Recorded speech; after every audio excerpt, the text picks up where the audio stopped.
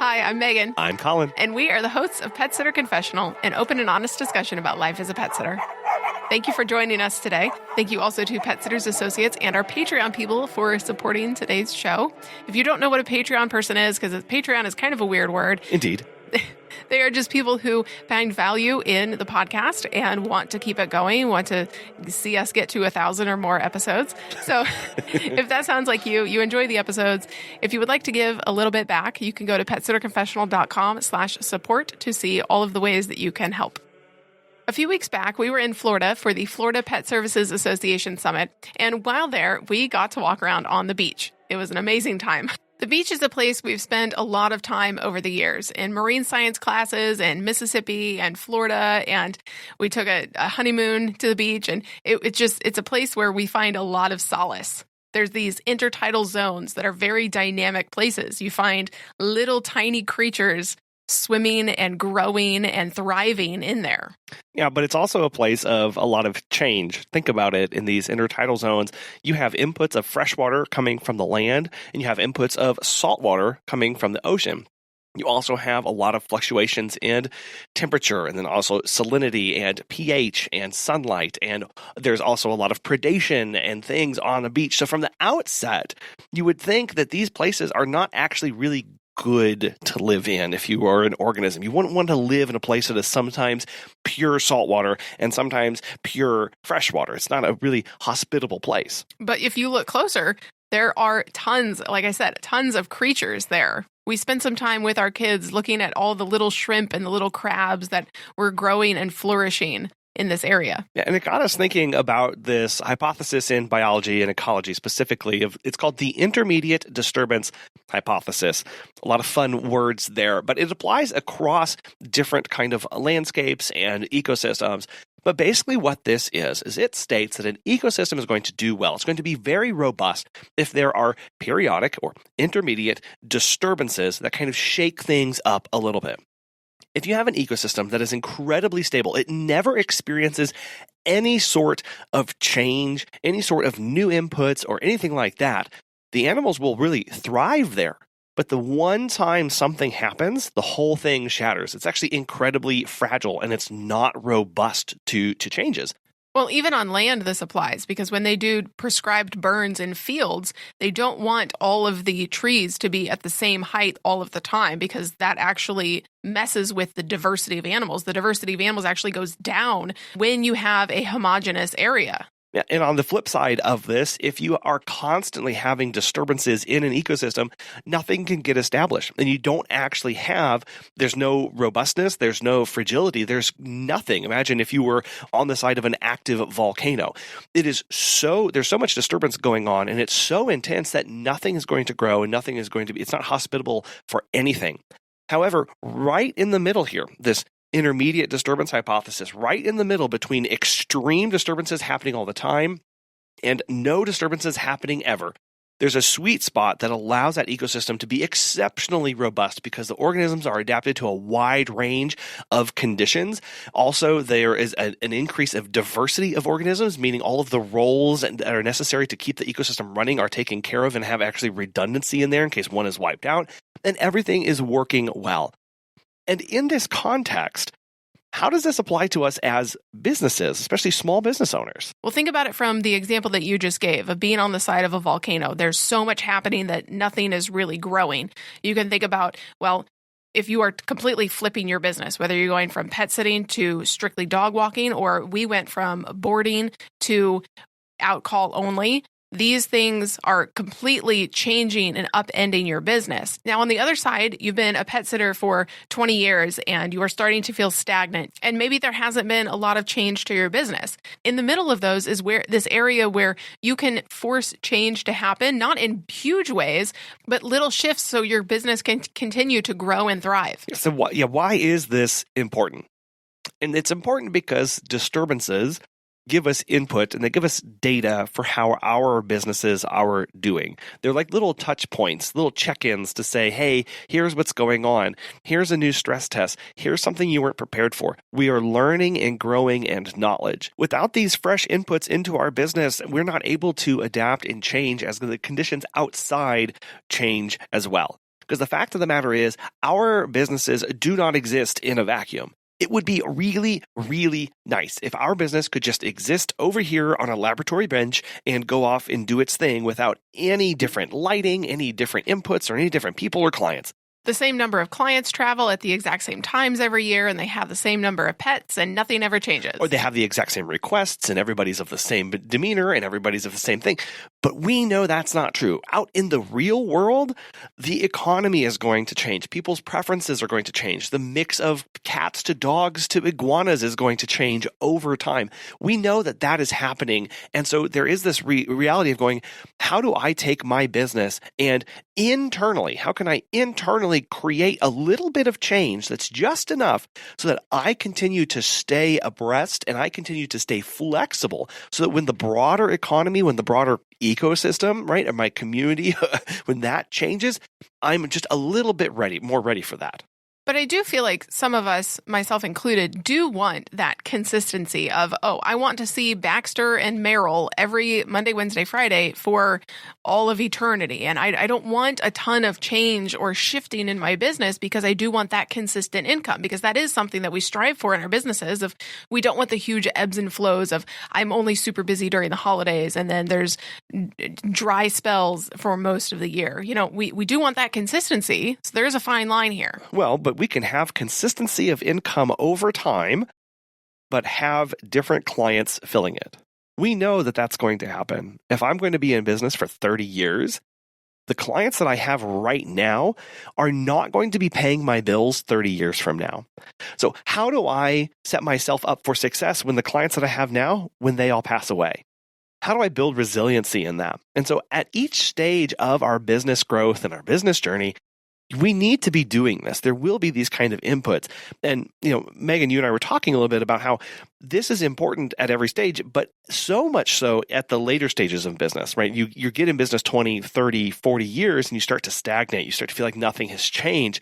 So we start looking for ways to introduce this, especially in stable economies where there's no reason to change. There's no value for us to kind of shake things up because what we're doing is working. And we get lulled into this false sense of security of, well, because it worked yesterday, I know it's going to work tomorrow. And that is the death of organisms and ecosystems, because what worked yesterday is not guaranteed to work tomorrow. I have to be prepared for who knows what tomorrow and have that genetic diversity in not just myself, but also in my population of critters to withstand whatever is going to happen. Because inherently in business and in life, things are going to change. Again, pets are going to die, move away, whatever. We need to be adaptable in our businesses so that we don't look up in 10 years and go, oh, well, 70% of my client base moved away. I guess now I need to kick it into high gear and get a ton of new clients so that I can pay my bills. Yeah, and if you think of brand new businesses as a brand new fragile ecosystem just starting out on a prairie after the fires have burned through, it's exceptionally fragile, right? There aren't that many organisms out there. The ones that are there are pretty hardy, but they could be easily blown away through something else. So this disturbance occurs naturally right when we start out. It happens naturally because we're growing, we're learning, we're making mistakes, we're making new contacts. We usually, the growth itself is going to teach us so many things because we're having so many first times in such a rapid succession. Oh, that's the first time I've locked out myself out of the house. That's the first time I got bit. That's the first time the dog ran away. That's the first time the client didn't pay me. That's the first time the client lied. That's the first time I didn't make it on time. All those things are happening in such quick succession that the learning happens super fast. Those kind of quick succession learning opportunities don't happen later in business because it's kind of, I've been there, done that, got the t-shirt, right? And so this is happening naturally. And if we try to kick up the disturbance when we're such a young business, we're actually going to throw ourselves off course and off balance because we typically can't handle any more disturbance right there in the beginning than we're already getting naturally. And because when we are in new business, the changes are happening really without us, that's why it's important to, once we start to stagnate or think things are the same in our business, that's when we do need to ramp up the little changes in our business. Well, you said a key word there, Megan, little changes. We're not talking about coming in and completely trashing or setting everything on fire and hoping for the best. We want to make just a little bit of information happen in our business, a little bit of disruption. Think of little rocking the boat just so that we can test the waters and see how things are going to go. Yeah, because we don't want to crash everything around us. That would obviously not be good. Some ideas include, Introducing limited time services or seasonal packages that shake up the routine without really overwhelming the business. So if you do dog adventure hikes, you could maybe offer them in the fall only as a fall adventure hike package, or maybe a holiday pet sitting special that can attract new clients and keep existing ones engaged with fresh options. Yeah, instead of trying to offer adventure hikes year-round, maybe you want to introduce them to your business, but just for a short window in time so you can test to see, do I have the capabilities for this? Do I know enough? Do I have everything that I need to actually make this work in my business, instead of going all in without having all that knowledge? A big way to create little disturbances is regularly getting feedback from your clients about their experiences and service preferences. If you use Time to Pet, you can use those happiness surveys to get a feeling of how your clients are doing, but also sending out just a survey monkey in your weekly email newsletter. When you get that feedback, it can lead to small iterative changes in service offerings or schedules or the client interactions that really keep our businesses aligned with what they need without necessitating major overhauls. If the general consensus from your survey is that clients want longer services so that their dogs can explore more, well, maybe that's something that you need to consider. Doing this instead of waiting for all of your clients to leave is going to help you make those little changes early on. Instead of waiting for that big disturbance of not getting the clients or having existing clients becoming dissatisfied with the quality of service, get engaged and follow along with how they are doing in real time so that little by little you can make that progress. If some employees have been with you for a long time or they are just wanting to do different things in your business,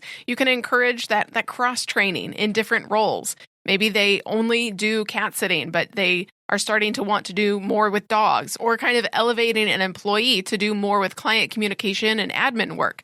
It builds a more versatile team and introduces new perspectives and methods to your daily operations. A fresh set of eyes on your SOPs or your admin work. They may go, oh, well, why do we do it this way? And you go, well, I don't know. This just works for me. But they may have new ideas on how you can operate better, which fosters a culture of innovation and adaptability. If you are open for that, that's the key of sure, it's great to have people cross-trained across doing different tasks, whether that's administrative or that's cat versus dog walking or client intake, whatever that is.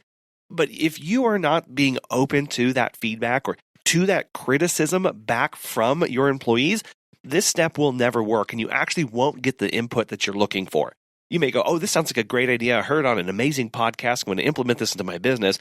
But if you do this and then you stonewall everybody who comes up and says, these policies don't make sense, or I don't think that the cat sitting visits are perfectly aligned with our mission, vision, and values as a company, I think we need to make changes. If your knee-jerk reaction is, no, they're perfect the way they is. Thank you for your input. We'll leave it how it is. That's actually very unhealthy as a business because we need more eyes on what we're doing. We need more brains processing our procedures and our policies because otherwise it's just us. And that comes with all of the baggage and biases and preconceived notions that we have. We can weed those out a lot faster by having multiple people reviewing this so that everybody is better for it. Now, of course, there are some things that are non-negotiables if we operate this way because of XYZ, but there are times where people have different ideas and sometimes better ideas than you can come up with. A great way to introduce disturbances into your business is using new technologies. Not overwhelming, not big things, although if you need an upgrade with software, you should definitely do that. But you may consider doing GPS tracking for dog walks when you haven't before, or adopting a new app. If you don't have an app for your employees to communicate, Slack is great for that. These small disturbances can really improve efficiency and create that client satisfaction without overwhelming employees or your clients with too many changes at once. Introducing any new technology to your business can be immediately overwhelming just because we start coming from a place of not knowing. We're not as educated about a particular topic. So the best way to do this and implement something is to start with one problem, one issue, one concern that you have, your team has, your clients have, whoever it is. Start with one feedback that you've gotten or one pain point and try and solve it with a piece of technology and then grow from there and implement it strategically in various places. Something that's important through large or small disturbances is Pet Sitters Associates. As pet care professionals, your clients trust you to care for their furry family members, and that's why Pet Sitters Associates is here to help. For over 20 years, they've provided thousands of members with quality pet care insurance. Because you work in the pet care industry, You can take your career to the next level with flexible coverage options, client connections, and complete freedom in running your business. Learn why Pet Sitters Associates is the perfect fit for you and get a free quote at petsitllc.com. You can get a discount when you join by clicking membership Pet Sitter Confessional and use the discount code Confessional when you go to checkout. Check out the benefits of membership and insurance once again at petsitllc.com. If you are wanting to be seen as an expert by your clients and try something new, you can launch educational campaigns or workshops for clients on pet care topics like separation anxiety, dog behavior, nutrition, enrichment activities. Obviously, some of us are not trainers, so you do need to be careful with that. But this adds value to your services, makes you the expert in the room, creates opportunities for introducing new services or adjusting existing ones based on client interest. If a ton of your clients reach out and say they want to be pet first aid and CPR certified, maybe you need to go be an instructor for that. Yeah, we believe that when clients know better, they'll do better. They'll want better care for their pet. Who are they going to get that education from? Hopefully not YouTube and Google, right? Hopefully not the TV. This should be coming from you. If you are looking to make changes in your business or start offering different services, a great place to test bed this and make little disturbances is to start educating your clients on the importance of XYZ. Whatever that is, whatever direction you want, start introducing why that's important. Host those workshops, do those client outreach programs, allow people to see that benefit. And then when the questions start pouring in, when the requests start coming in from that, you know you have a little bit of traction there. Each time we've wanted to make a little change in our business, we've always started with our website, whether that's introducing a new service or new pricing. Just because you put it on your website doesn't immediately mean that people are going to be knocking down your door. It's just a good way to gauge, okay, if I up my price by $5, does that mean I get less inquiries? And obviously there's a lot of variables that go into this, but it is a good way to test the market.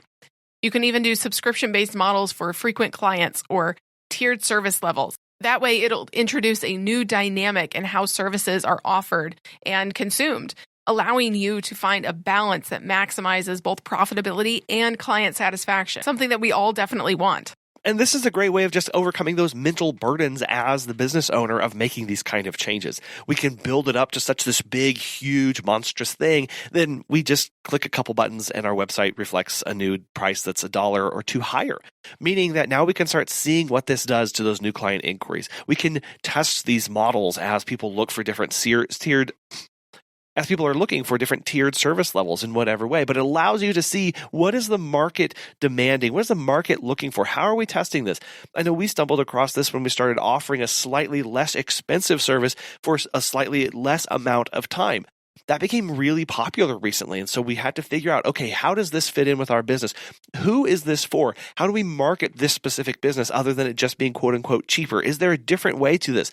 But none of those questions started until we just put it out there and said, what are people going to do with this? And then ran with that. You can even do that with niche services that cater to specific client needs. Maybe you want to specialize in geriatric pets or special needs pets that need medication. When you gradually introduce these services, you can test their popularity and say, hey, there's a big need for Great Dane services in my community. And it's really going to impact your business without necessarily a full-scale pivot right away. You can say, this is kind of where I want to go. Is there a market for this? Yes or no? And then go from there. And it gives you time to ask those important questions. What do I need to change about my services? What do I need to change about my cancellation policy for special needs pets? What do I need to change about my onboarding processes if I'm going to go into a senior care facility? How are people going to pay me if I'm only accessing XYZ? Is my lockbox policy still relevant if I'm trying to get into more high-rise apartments? We don't think about those things until we're in that situation. So what we're trying to do is put ourselves give ourselves just a little bit of exposure to these things to start asking questions. And if at every stage when we are trying to experiment here, we're trying to rock the boat, if we don't ask questions, all of this is for naught, and it's not actually going to be beneficial to us. Yeah, because there's the testing side of this, but then there's also the afterwards, asking the question when you implement this of, did this actually work? What does success look like? What markers am I going to use moving forward for knowing what I can change now. When we periodically refresh our brand image or marketing materials, we can reflect the current trends or the new services that we want to offer. It can be, updating your website or redesigning your flyers, launching a new campaign ad. These changes keep your brand relevant and appealing without necessarily a complete rebranding, just tweaking a few things here or there to see how clients respond, how you like it. Maybe you change a cat to a dog and you're like, no, I don't like that. I want to change it back. When we change small things, it is easier to revert back if we don't actually like what we did. Exactly. Let's say that your company name is, ABC Dog Walking and Pet Sitting, but you're actually wanting to get more into just dog walking only. Well, it's actually pretty easy to, on your flyers, talk about just dog walking. Right? Still have your company name so people can Google that and find you, but now in big, bold letters is just dog walking. Now all the photos are just dogs walking. Or you could do this if it's cat care. Maybe it was cat care and dog walking, and you don't really want to do dog walking anymore. You want to do cat care. You don't want to do a full rebrand of your brand yet. But you can just basically just start talking about cat care. You start talking about the thing that you want to see and move into and make change and see what kind of traction you get instead of spending $5,000 to redesign everything only to find out, oh, actually, there wasn't a need for this and I have a lot more work to do. If you are wanting to get more involved in your community, you can start hosting or participating in community events like pet adoption days or local pet fairs. These events can serve as small disruptions so that you can introduce your business to potential clients and provide opportunities to showcase your services in a different environment than what you typically do. Yeah, we're used to sitting behind our computer screen or behind our phone in Canva or on Facebook, typing out, making a perfectly crafted thing or looking for the right photo or making sure it's completely perfect before we send it out. When you are at your booth and somebody comes up and says, what services do you offer? Right, we've got one chance to try and articulate this. And this is an amazing opportunity for us as business owners to craft a quick, easy response for people to understand and really start understanding the psychology of people who are coming up and asking these questions of, okay, well, when people ask about pet sitting, what they're really asking, and this may be completely untrue for anybody else, but I know for us, when people ask us about pet sitting, what they actually want to hear about is our house sitting services that we don't offer, right? So that's a fun way to now, how do I talk about this service in a different light to make it appear even better than what they were asking on the other side? And this back and forth is going to give you a lot of feedback and a lot of training and practice in talking about what you do so that people understand it. Yeah, basically your elevator pitch. And then if you have employees and you go to send them to these events instead of you because you're busy or just can't make it or don't want to do them anymore because you don't like people and rather hang out with pets, then you can give them the elevator speech and give them a list of questions that you typically get asked and have them be able to answer them on their own. So again, we've talked about small changes in your business that you can do that won't completely upend your business, but make it more adaptable and ultimately build that resiliency so that you can be here in 20 or 30 years, if that's what you want. Yeah. How do we not be a stagnant business in 20 or 30 years? How do we be a thriving business that's plugged in, tuned in, and deeply connected with the needs of our clients and our community? The only way we do that is by finding ways to introduce little disturbances. Again, not big ones that are going to completely make us go out of business because we're going to be making little adjustments along the way. If we wait for the adjustments to come along, what we get is actually something like a global pandemic, or is actually something like a mass, return of all of the adopted pets because now people are going back and we bet everything on midday dog walks, but that didn't work out, or cat care, whatever that is. Finding ways to get little bits of disturbances, which ultimately are tied to what's most valuable to us as business owners, which is the information. I made a disturbance. What did that do? How did that impact me? What could I do differently next time? To whom was that targeted and was that appropriate? All of those come out when we do these kind of things that we've discussed today. And that allows us to go forward a lot more confidently. Well, and truly, it's always better to be proactive than it is to be reactive. We don't want to be reacting to things because that typically means we are in the back end of things and we have to play catch up and kind of panic a little bit and say, oh, is this going to work? I don't know. But if you've already done these small things, you can navigate the headwaters a lot easier because you are more adaptable. Yeah, it's like how the Fed will go and stress test banks, right? I don't know how much anybody follows this along, but what they go in is they look at the books, they look at the assets, they look at the liabilities, look at the exposures that particular banks have, and then they do projections and they model out different scenarios and say, okay, well, if interest rates went to 20%, what would happen? Or if loans went to zero, what would happen? Or if everybody wanted their cash out, what would happen to this particular bank?